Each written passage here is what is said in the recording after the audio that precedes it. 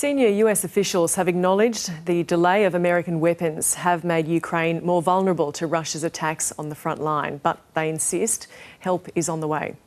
The US Secretary of State has made a surprise visit to the Ukrainian capital, almost a week after Moscow launched a significant ground incursion in the northeast. Russia has stepped up its military campaign to take advantage of Ukraine's severe shortages of personnel and artillery shells. While the US has approved a $92 billion weapons package for Ukraine, little has been made to the battlefield. But Antony Blinken has urged Ukraine to hold the line, saying the military aid will soon make a big difference.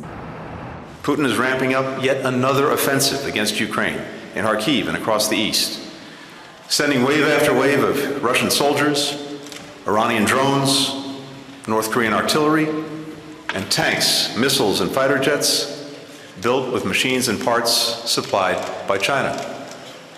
The coming weeks and months will demand a great deal of Ukrainians who have already sacrificed so much. But I have come to Ukraine with a message. You are not alone. For months, Russia has been making modest gains in the eastern Donetsk region. It's now launched the significant assault in the Kharkiv region, outnumbering Kyiv's soldiers and allowing the Kremlin to take villages around the border town of Vovchansk. Thousands of people have fled with whatever they can from the new northeast battle zone. Many have been describing the fierce fighting that's taking place. A bomb hit my house 3 days ago. It's completely destroyed. Only after 3 days we managed to leave. We lived in the basement for several days with our cat. Not only did people flee to the basement, but cats too. It's scary, very scary, especially when something flies over our head and it hums. We heard an airplane. It flew and dropped bombs on us. Ukraine says a high-rise residential building was hit by a series of Russian airstrikes in Kharkiv, injuring more than a dozen people.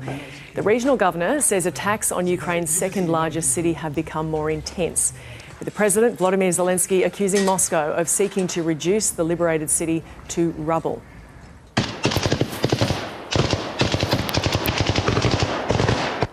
Under constant attack, Ukrainian troops are being forced to take shelter from the Russian advance.